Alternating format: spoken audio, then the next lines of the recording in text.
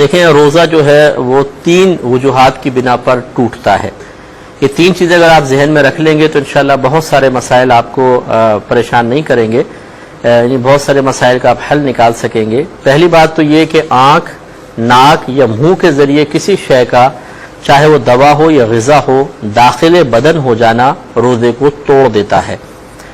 ہاں ایسی چیزیں کہ جن سے بچنا انتہائی دشوار ہو وہ معاف ہوتی ہیں، جیسے مثال کے طور پہ گرد و غبار ہے، روڈ کا دھواں ہے، کوئی آٹے کی چکی میں کام کرتا ہے تو آٹا اس کے سانس کے ذریعے اندر چلا جائے، کوئی پنساری کی دکان پہ کام کرتا ہے، دوا وغیرہ کوٹتے ہیں جیسے، تو وہ دوا چلی گئی. کوئی بہن ایسی ہیں جو کچن میں کام کر رہی ہیں اور جھانس وغیرہ اٹھتی ہے بعض اوقات مرچوں کی یا مسالے کی، یا وہ جب بھناؤ پر آتا ہے تو وہ سانس کے ذریعے مرچیں تھوڑی سی چلی گئیں، تو یہ چیزیں معاف ہوتی ہیں.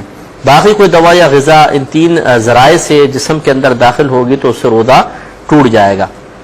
دوسرا روزہ ٹوٹتا ہے وومیٹنگ سے، الٹی سے روزہ ٹوٹ جاتا ہے بشرطے کہ تین شرائط جمع ہو جائیں. نمبر 1 روزہ یاد ہو، نمبر 2 جان بوجھ کر کوئی عمل کیا گیا ہو الٹی کے لیے، نمبر 3 منہ بھر قے ہو.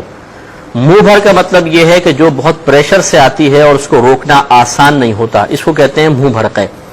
یہ تینوں چیزیں جمع ہوں گی تو روزہ ٹوٹے گا، ورنہ نہیں ٹوٹے گا.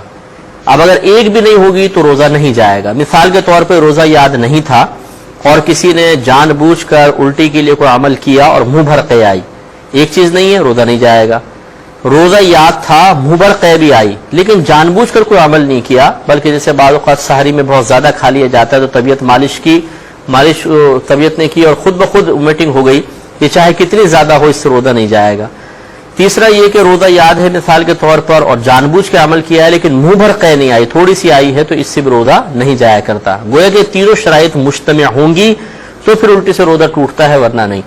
اور تیسرا ہوتا ہے ذریعہ جس سے روزہ ٹوٹتا ہے کہ کسی بھی طریقے سے خود پر غسل کو واجب کرنا. واجب کرنا ایک ہے، واجب ہونا. مثال کے طور پہ کوئی نوجوان ہے، وہ سو رہا ہے دوپہر میں، حالت روزہ میں ہے اور اس کو احتلام ہو جاتا ہے سوتے میں، تو یہ غسل کا واجب ہونا ہے، غسل واجب کرنا نہیں ہے، لہذا اس سے روزہ نہیں جائے گا. باقی کوئی بھی ایسا ذریعہ استعمال کیا کہ غسل واجب کیا تو اس سے روزہ ٹوٹتا ہے. ایک مختصر سا بریک لیں گے، ہمیں یقین ہے آپ ہمارا انتظار فرمائیں.